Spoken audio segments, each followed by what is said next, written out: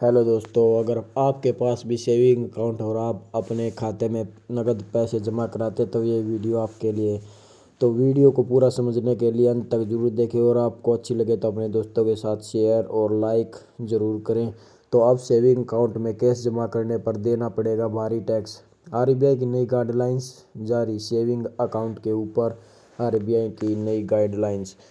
तो आयकर विभाग ने देश भर में करोड़ों बैंक ग्राहकों के लिए एक नई गाइडलाइन जारी की है। आयकर विभाग ने बताया है कि अगर आप सेविंग अकाउंट में एक निश्चित सीमा से ज़्यादा नकद राशि जमा करते तो आपके बैंक अकाउंट से 60% राशि टैक्स के रूप में काट ली जाएगी। अगर आपके पास भी सेविंग अकाउंट है तो जान लें कि कितनी वित्तीय वर्ष में एक सेविंग अकाउंट में नकद राशि जमा करने की आयकर विभाग ने एक लिमिट तय की है। तो अगर आप रूल को नहीं मानोगे तो 60% राशि टैक्स के रूप में आपके अकाउंट से काट ली जाएगी। तो आरबीआई के नए रूल को आप ध्यान से पढ़ें। सेविंग अकाउंट पर 60% टैक्स कब लगेगा, आपको जानकारी दे दें कि सेविंग अकाउंट में कितनी राशि पर आयकर विभाग 60% टैक्स का जुर्माना लगाएगा। आयकर विभाग के नियमों के मुताबिक अगर आप वित्तीय वर्ष में निर्धारित सीमा से ज़्यादा नकद राशि पर अपने बैंक अकाउंट में जमा करते तो आपको 60% टैक्स चुकाना होगा। तो जो लिमिट राशि तय की है उससे अगर ज़्यादा करते हो तो आपको 60% टैक्स चुकाना पड़ेगा। तो वो लिमिट राशि क्या है, तो आप वीडियो को अंत तक देखें। तो आयकर विभाग समय समय पर बैंकिंग सेक्टर के ग्राहकों के लिए नई गाइडलाइंस जारी करता है। बैंकिंग से जुड़े ग्राहकों के लिए इन गाइडलाइंस का पालन करना जरूरी है। अगर आपकी उम्र 18 साल इससे ज़्यादा है और आपके पास किसी भी निजी या सरकारी बैंक में सेविंग अकाउंट है तो ये गाइडलाइंस आपके लिए बहुत फ़ायदेमंद हो सकती है। सेविंग अकाउंट में अधिकतम कितनी राशि रखी जा सकती है, आपको जानकर अच्छा लगेगा कि भारतीय रिजर्व बैंक के नियमों के अनुसार आप अपने सेविंग अकाउंट में एक वित्तीय वर्ष में अधिकतम 10 लाख रुपए तक की नगद राशि जमा कर सकते हैं।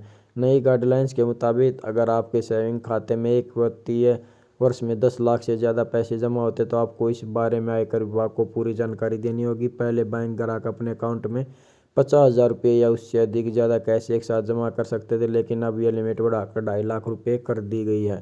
कैश जमा करने के लिए आपको पैन नंबर देना ज़रूरी होगा।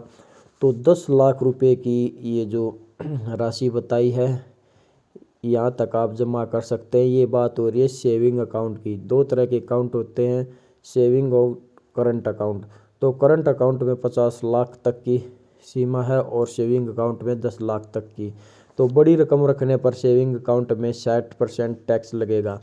अगर आप अपने सेविंग अकाउंट में एक वित्तीय वर्ष में 10 लाख रुपये या इससे ज़्यादा कैश जमा करते तो आपको काफ़ी बड़ी इनकम टैक्स चुकाना होगा। ध्यान रखें कि अगर आप एक वित्तीय वर्ष में अपने सेविंग अकाउंट से 10 लाख की लिमिट से ज़्यादा राशि जमा करते तो आपको आयकर रिटर्न विभाग को जमा की गई राशि का सही विवरण देना होगा।